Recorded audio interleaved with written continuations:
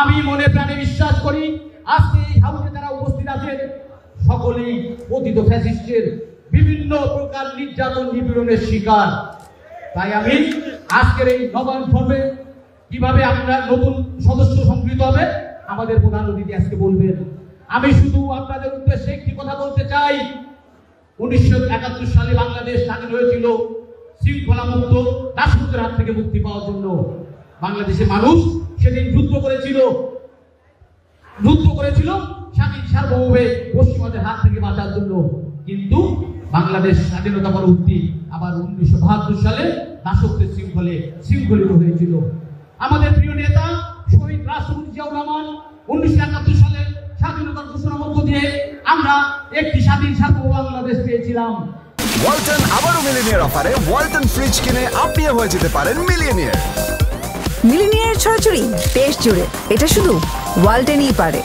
সেই স্বাধীন সার্বভৌম বাংলাদেশ কিন্তু মাত্র 2 বছরের মাথায় শেখ মুজিবুর রহমান একদলীয় বাকশাল কায়েম করার মধ্য দিয়ে এই জাতিকে আবার শৃঙ্খলায় এবং দাসত্ব উপহার দিয়েছিল। সেই দাসত্বের হাত থেকে কিন্তু রক্ষা করেছিলেন শহীদ রাষ্ট্রপতি জিয়াউর রহমান।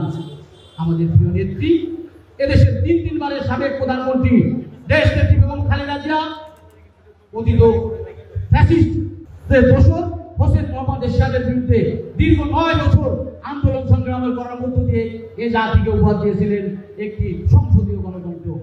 আবার সময় এসেছে এদেশের মানুষ দীর্ঘ 16-17 বছর আন্দোলন সংগ্রামের মধ্য দিয়ে এদেশ থেকে ফ্যাসিস্টের দোসরদের উৎখাত করেছে। ফ্যাসিস্টরা পালিয়ে গেছে। কিছু ফ্যাসিস্টের দোসর কিন্তু এখনো দেশের মাটিতে এদেশের এখনো বিভিন্ন ভাবে তারা আবারও ফ্যাসিস্টের বিভিন্ন কর্মকাণ্ড নিয়ে ষড়যন্ত্র করছে। এর থেকে আমাদেরকে সতর্ক থাকতে হবে।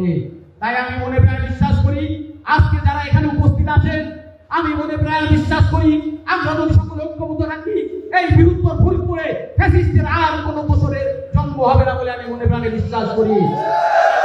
আমাদের প্রিয় নেতা আগামীর বাংলাদেশ বিএনপির ভারপ্রাপ্ত চেয়ারম্যান জনাব তারেক রহমান গণতন্ত্র প্রতিষ্ঠার যে চলমান আন্দোলন, এই আন্দোলন যার নেতৃত্বে সফল হবে বলে আমি মনে প্রাণে বিশ্বাস করি। আমরা আমাদের প্রিয় নেতা শহীদ রাষ্ট্রপতি জিয়াউর রহমানের ডাকে এদেশের মানুষ সাড়া দিয়ে উপহার পেয়েছিল একটি স্বাধীন সার্বভৌম বাংলাদেশ। আমাদের প্রিয় নেত্রী দেশ নেত্রী বেগম খালেদা জিয়ার দীর্ঘ 9 বছর আন্দোলন সংগ্রামের মধ্য দিয়ে আমরা পেয়েছিলাম একটি স্বাধীন সার্বভৌম বাংলাদেশ। আমি মনে প্রাণে বিশ্বাস করি আমাদের প্রিয় নেতা তারেক রহমানের ডাকে যে আন্দোলন চলমান, এই আন্দোলন সফল করার মধ্য দিয়ে আমরা একটি শৃঙ্খল মুক্ত দাসত্ব মুক্ত বাংলাদেশ পাবো।